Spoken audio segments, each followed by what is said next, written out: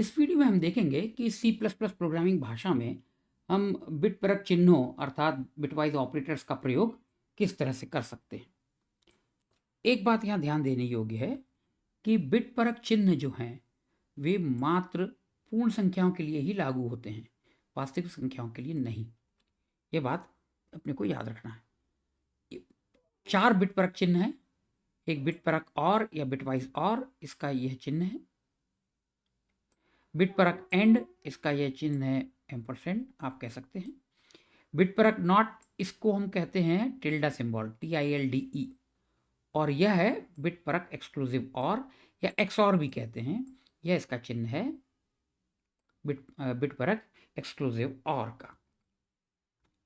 अब एक एक करके हम इनके ट्रुथ टेबल देखते हैं। बिट परक और, आप यहाँ देखिए, यदि दो में से एक भी इनपुट एक है तो आउटपुट होगा 1। यहां पर भी देखिए एक है, एक है। जब तक दोनों इनपुट शून्य नहीं होंगे आउटपुट शून्य नहीं होगा।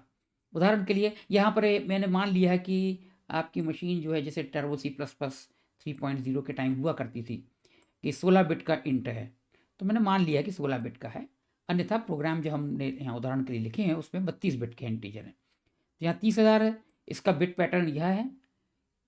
इसी तरह से 31,237 वाई का मान है जो कि इस तरह से है, और Z जो कि X बिटवाइज और Y या बिट परक और Y है, उसका मान 32,565 होगा। यहाँ देख सकते हैं कि दोनों अलग अलग हैं, सो मान 1 है। यहाँ पे दोनों शून्य है इसलिए शून्य। इस तरह से हम देखते जाएंगे। यहाँ पे दोनों 1 हैं तो आउटपुट इसका 1 होगा। अगला है बिटवाइज एंड। यहां पर यह ध्यान देने योग्य है कि यदि दो में से एक भी इनपुट शून्य है तो आउटपुट शून्य होगा। जब तक दोनों इनपुट एक नहीं होंगे आउटपुट एक नहीं होगा। वही उदाहरण, x का मान 30,000, y का मान 31,237, तो z का मान होगा 28,672। आप गणना कर सकते हैं। फिर वही बात यहाँ पे शून्य है एक, सो आउटपुट में शून्य होगा। यहाँ दोनों शून्य है तो आउटपुट शून्य। यहाँ एक शून्य है, शून्य और एक तो शून्य होगा। इस तरह से यहाँ यह भी एक है, यह भी एक है, तो आउटपुट 1 होगा। अगला है बिट परक नॉट। इसमें यदि इनपुट शून्य है, ये यूनरी ऑपरेटर है या एकल चिन्ह है, तो यदि इनपुट शून्य है तो आउटपुट 1 होगा, और यदि इनपुट 1 है तो आउटपुट शून्य होगा। अब यहाँ पर सिर्फ x लिया है जिसका मान 30,000 है। यहाँ 0 से 1, 0 से 1, 0 से 1 इत्यादि। अब यहाँ मैंने उदाहरण के लिए लिया है कि 16 बिट है तो एक एक बिट को हम ऐसा कर देंगे तो इतना आना चाहिए, लेकिन ऐसा होता नहीं है। बिट पैटर्न जो होते हैं, इन्हें बिट्स की श्रृंखला, आंतरिक जो इनका स्टोरेज होता है, वो होते तो बिट पैटर्न के रूप में है, लेकिन इनका रूप जो होता है नेगेटिव नंबर्स, ऋण संख्याओं के लिए ये 2's कॉम्प्लीमेंट कहते हैं, 2 के कॉम्प्लीमेंट के रूप में ये स्टोर किए जाते हैं। तो यदि 16 बिट का इंटीजर है, पूर्ण संख्या है, तो ये मोस्ट सिग्निफिकेंट बिट हम जिसे कहते हैं, बाईं से पहली बिट जो होगी वो यदि 1 हो गई तो नंबर को हम निगेटिव मानते हैं। तो ये सब गणित के उसके लिए मैंने किया हुआ है। अन्यथा जब हम प्रोग्राम के रूप में देखेंगे, स्लोप प्रोग्राम, हम इसका जब प्रोग्राम चलाएंगे तो हम देखेंगे कि इसका जो मान है वो अलग आएगा, भिन्न आएगा। तो हम उसको उदाहरण के रूप में देखेंगे।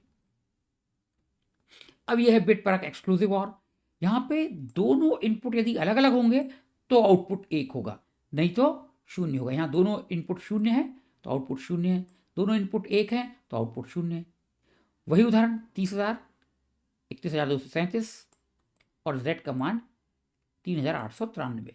यहाँ पर आप देख लीजिए दोनों भिन्न हैं तो इसलिए आउटपुट में 1 है। यहाँ पे दोनों बराबर हैं, 0 0, तो यहाँ पे 0 है। इस तरह से यहाँ पर दोनों 1 हैं तो आउटपुट में 0 है।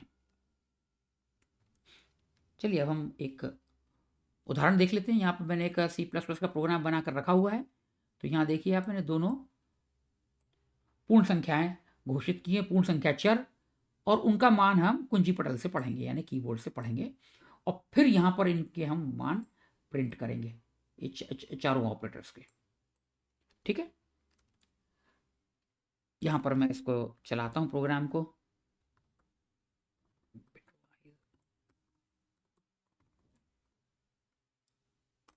यहां हमसे बोल रहा है दो पूर्ण संख्याएं टाइप करने के लिए, तो हमने चलिए किया 5 और 10, ये मान लीजिए। सो प्रथम सी आउट है, ये दोनों का मान बिटवाइज और ये है, आप गणना करके देख सकते हैं। दूसरा है x का मान 5, y का मान 10, x बिट परक एंड y का मान होगा 0। ये दर्शाता है कि 5 का जो बिट पैटर्न है और 10 का बिट पैटर्न है, उन दोनों में अलग अलग स्थानों पर 1 होगा।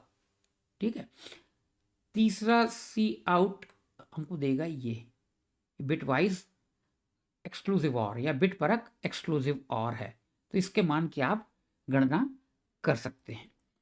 अब सबसे रुचिकर कौन सा है? अंत वाला। ये चूंकि ये एकल चिन्ह है, यूनरी ऑपरेटर है, तो यहाँ पर सिर्फ मात्र बिट परक नॉट हमने निकाला है 5 का, तो 5 का बिट परक नॉट निकालेंगे आप तो ऋण 6 आएगा। आप वैसे गणना करेंगे यदि ट्रुथ टेबल के अनुसार तो उत्तर भिन्न आएगा, लेकिन मैंने जैसे पहले भी कहा है कि कोई भी ऋण संख्या है वो सभी प्राय सभी कंप्यूटर्स में दो टूस कॉम्प्लीमेंट के रूप में स्टोर की जाती है। तो मैंने एक और प्रोग्राम बनाया है, बिट काउंट उसका नाम है, वो चला के देखते हैं। देखिए आप, यदि हम 5 लेते हैं तो इसका बिट पैटर्न ये है, चूंकि ये मेरी मशीन 64 बिट की है और उसमें इंट जो है वो 32 बिट का होता है, तो इसलिए ये बिट पैटर्न 32 आएगा। अभी देखिए 1 0 1, ये हो गया 4 और ये हो गया 1। अब इसका बिट परक हम नॉट हमने लिया तो ऋण 6 आया, क्यों? हम देखते हैं। अब हम इसमें बिट काउंट के लिए हम ऋण 6 ये टाइप करते हैं, इसका बिट पैटर्न आएगा ये। इसमें देखिए आप 30 होगा, 30 संख्या है 1 की, जो 1 है अंक वो 30 बार आया है। अब देखिए आप, जैसे ही हमने 5 का बिट परक नॉट निकाला तो क्या होगा कि सारे शून्य 1 हो जाएंगे और जितने 1 हैं, जैसे ये है 1, ये शून्य बन जाएगा, ये 1 बन जाएगा और ये वाला 1 भी शून्य बन जाएगा। अब जैसे ही ये हुआ तो मोस्ट सिग्निफिकेंट बिट यानी बाईं से सबसे पहली बिट है वो 1 हो गई, और जैसे ही 1 हो गई इसे हम साइन बिट कहते हैं, ये हो जाएगा ऋण संख्या के रूप में। और जो ऋण संख्या है उसको हम टूस कॉम्प्लीमेंट के रूप में प्रदर्शित करते हैं। तो टूस कॉम्प्लीमेंट यानी पहले वंस कॉम्प्लीमेंट यानी वापस से पुनः आप वंस कॉम्प्लीमेंट ले यानी 0 को 1, 1 को 0 कर दें, तो क्या होगा, ये वापस सारे बिट्स 0 हो जाएंगे और ये वाला 1 हो जाएगा, ये वाला 0 हो जाएगा और ये वाला 1 हो जाएगा। ठीक है, अब इसमें 1 जोड़ दीजिए, तो 1 0 1 में आप 1 जोड़ेंगे तो ये 1 1 0 हो जाएगा, आप देखिएगा। ठीक है, 1 1 0 हो जाएगा, तो वो 6 हो गया, लेकिन वो तो ऋण संख्या है इसलिए उसको हम ऋण 6 का बिट पैटर्न जो होगा, जो कंप्यूटर के अंदर सेव होगा, वो यह होता है। ठीक है, अब हम पहले वाला उदाहरण फिर से चला देते हैं। आप देखिए 5 चलिए 6 कर देते हैं या ऋण 6 कर दें तो ये मान आएंगे। ठीक है, अब हम इसकी जगह ऋण 5 कर देते हैं, ऋण 5 और 6 कर दीजिए आप। तो देखिए यहाँ 5 का मान x का मान 5 था तो बिट वाइज नॉट क्या हुआ, ऋण 6, बिट परक नॉट ऋण 6, और यहाँ पे हमने ऋण संख्या दी है तो उसका मान धनात्मक हो जाता है।